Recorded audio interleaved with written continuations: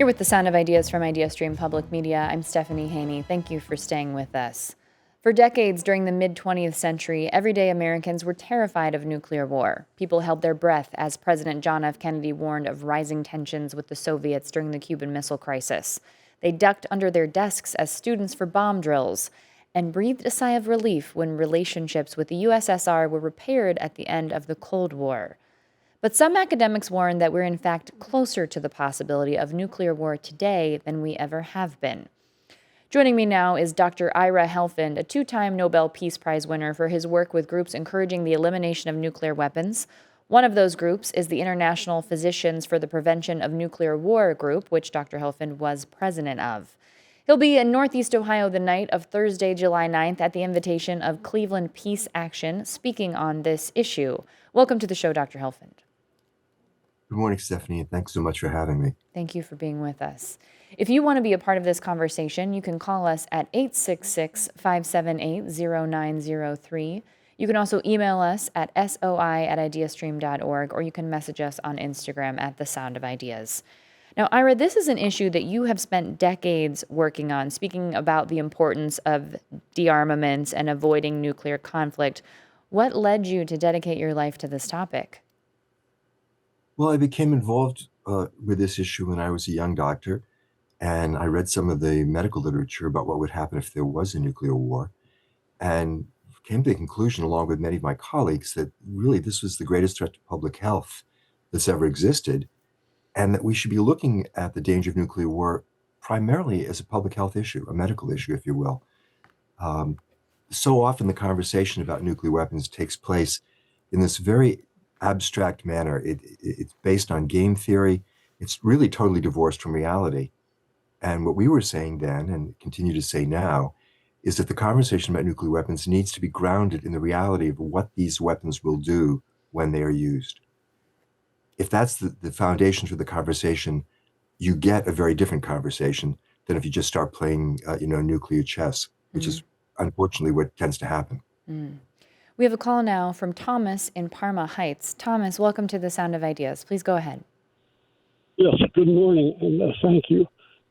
Back in the early 1980s, we worked with Dr. Helen Caldicott to pass the nuclear weapons freeze, and two things happened. We had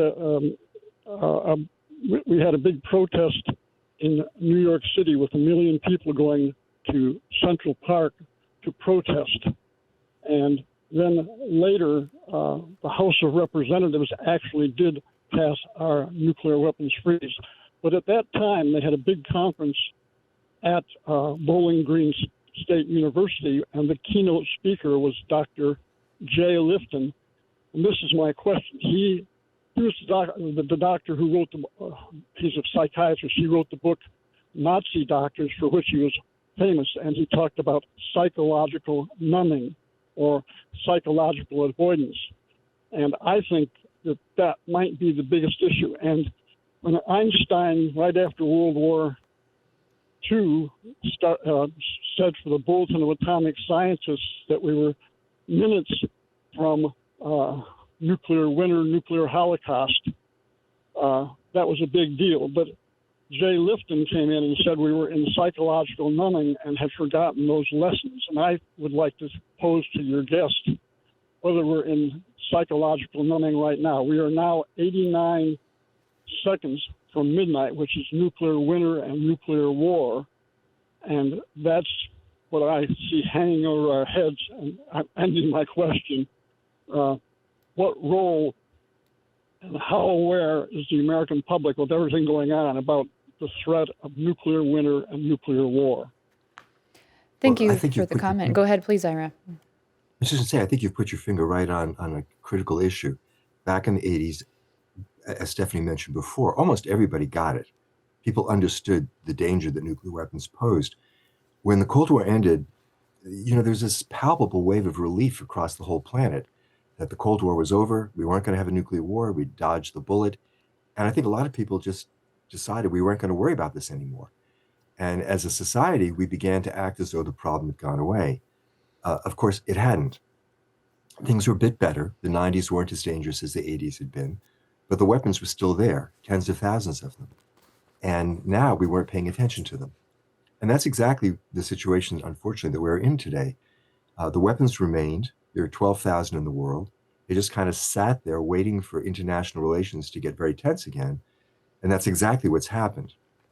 And the experts, people like former Secretary of Defense William Perry, have been telling us since 2018 that the danger of nuclear war today is greater than it was during the Cold War. But we're not paying attention as a society. It's beginning to change a bit. People are starting to pay more attention to this issue than they did, say, 5 or 10 years ago. But there is nowhere near the level of attention to this issue that there needs to be. And that's why we started something called the Back from the Brink campaign here in the United States, to try to change that, to bring this terrible danger to the fore in people's thinking again. We have a resolution also in Congress, HRES 317, which is sort of our version of the Freeze resolution updated for the current era. It's got 59 members of the House of Representatives have signed on as sponsors, and we're very much hoping that Congresswoman Brown will join them as a co-sponsor, and I'm hoping that people will be reaching out to her this week and urging her to do that, and the other members of the Ohio delegation as well. Ira, what does it mean what Thomas mentioned there to be 89 seconds to midnight? Well, the Bulletin of the Atomic Scientists, a journal started by nuclear scientists in the aftermath of the Hiroshima explosion, they have what they call the doomsday clock that shows how close we are to nuclear disaster, to a nuclear war that will end human civilization.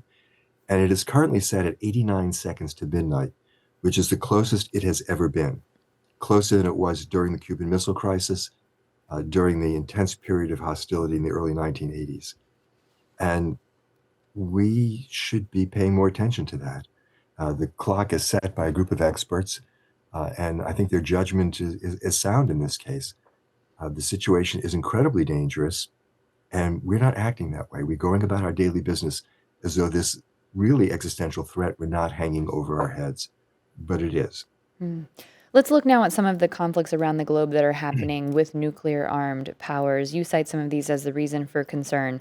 So let's start with the conflict in Iran. Just yesterday, Trump said at the NATO summit that the ceasefire is over, calling Iran scum.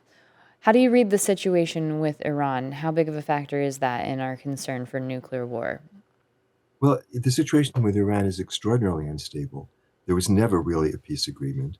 There was a sort of a concept of an idea that we would maybe try to work out something. But the key issues were never resolved when the ceasefire was put in place. And they still aren't resolved.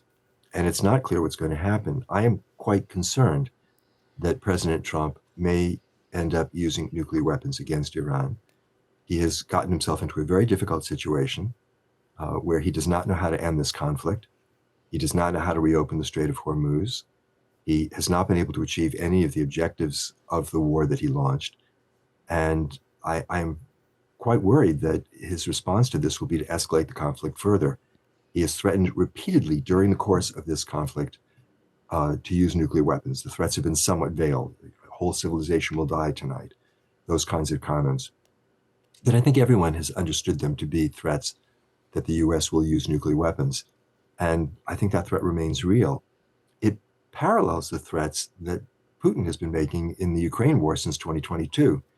In this case, the threats were much more explicit, but repeated threats to use nuclear weapons against a country which doesn't have them, even as the United States is threatening to use them against Iran, which does not have nuclear weapons.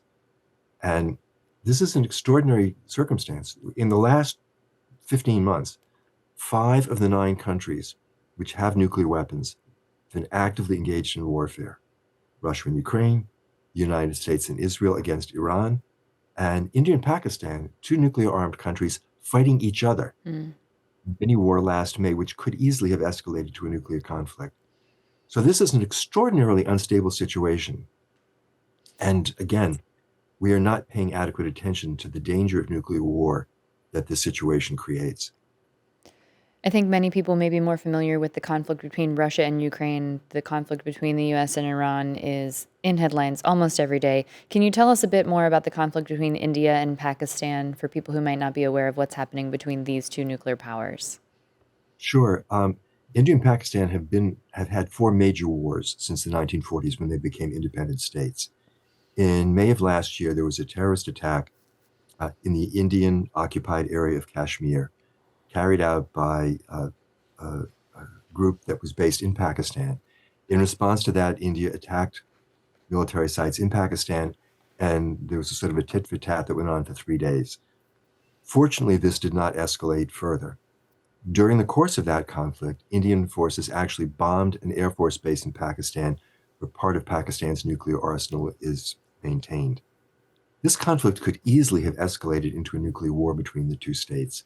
And studies which we have seen published in the summer of 2022 show that if India and Pakistan go to war, and this escalates to a large-scale nuclear conflict between them, not only could the immediate death toll in South Asia reach 100 million people, but the climate disruption that would be caused by all the fires caused by these nuclear explosions would trigger a global famine that could kill up to 2 billion people worldwide in the first 2 years, including 130 million people here in the United States.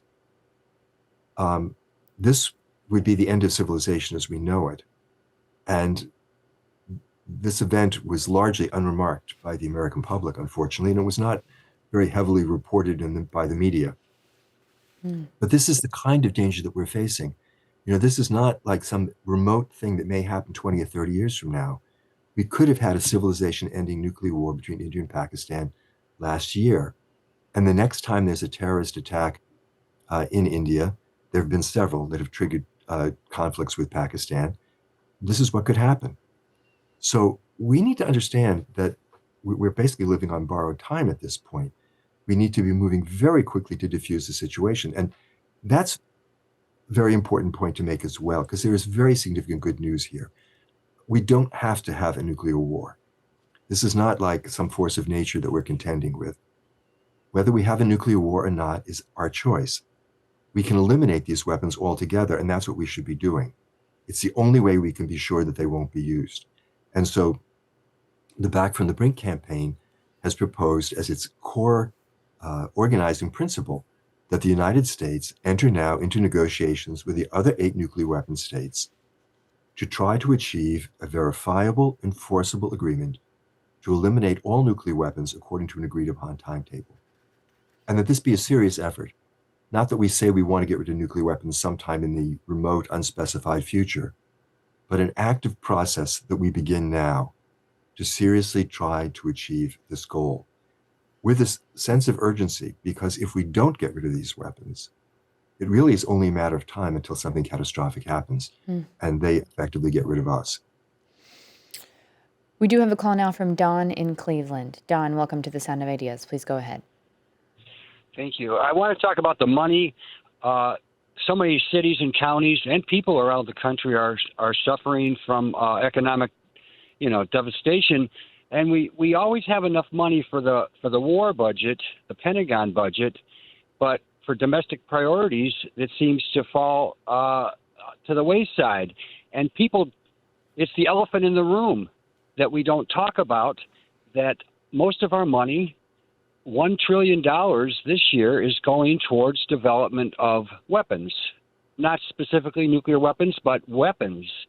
And I'd like to have you answer about those, switching to domestic priorities and what that would take for us as a nation to recognize that need. Don, thank you for the question. Ira, do you have a comment on that? Yeah, Don, I think you're quite right. We have seriously distorted priorities when it comes to how we spend our money in this country. People do feel that we need to have an appropriate defense, and I actually agree with that. But we don't try to change the circumstances which lead to this enormous disproportionate spending on weapons. And part of the problem is that the companies which make these weapons, which make enormous profits over them, have a disproportionate voice in budget decisions in Washington. The nuclear companies in particular spend about $80 to $90 million a year lobbying Congress to try to make sure that these weapon systems get funded. And it's a major driver of the arms race. At the moment, the United States is planning to spend $1.7 trillion over the next 30 years enhancing every aspect of its nuclear arsenal. And, you know, we're not going to be here 30 years from now if we don't rein in this arms race. We have to understand that. And we have to counter the lobbying efforts of these nuclear weapons companies and begin the process of actually eliminating these weapons altogether so that we don't have to keep spending money like this every year. And so we can address the really critical issues that people face every day: health care, education, housing, affordability for food, and other necessities of life. It's up to us. We get to make that decision, and we need to do that. Ira, let me ask you this. This might seem like something that is very far away for Americans because of the way North America is situated, but you've modeled some potential outcomes that might happen in the event that a nuclear warhead is used. We have about a minute left here. Can you tell us, even if something is deployed halfway around the world, what some of the ramifications might be here in the U.S.? Well, certainly if the United States gets into a nuclear conflict directly itself with either Russia or China, half of the U.S. population will die in the first half hour, and the rest will die in the months after that. This will be an absolute catastrophe. But as I mentioned, even a war that doesn't involve us directly, as between India and Pakistan, halfway around the world, could lead to the death of 130 million Americans because of the enormous climate disruption and famine that would take place in the aftermath of that war. This threat, it seems far away. It seems like it couldn't possibly happen. We have to understand that it can, that it will, that if it does happen, it's going to destroy everything that we care about, and that we can do something about it. We can get rid of these weapons, but we need to take action and force our government to adopt a fundamentally different nuclear policy, one based on the assumption, on the assessment rather, that nuclear weapons are the greatest threat to our survival. They're not a source of safety. They're a great source of danger. And we need to seek the security of a world free of these weapons. And we can do that. Dr. Ira Helfand, thank you very much for the time today. We appreciate you joining us here on The Sound of Ideas. Thank you so much for having me, Stephanie.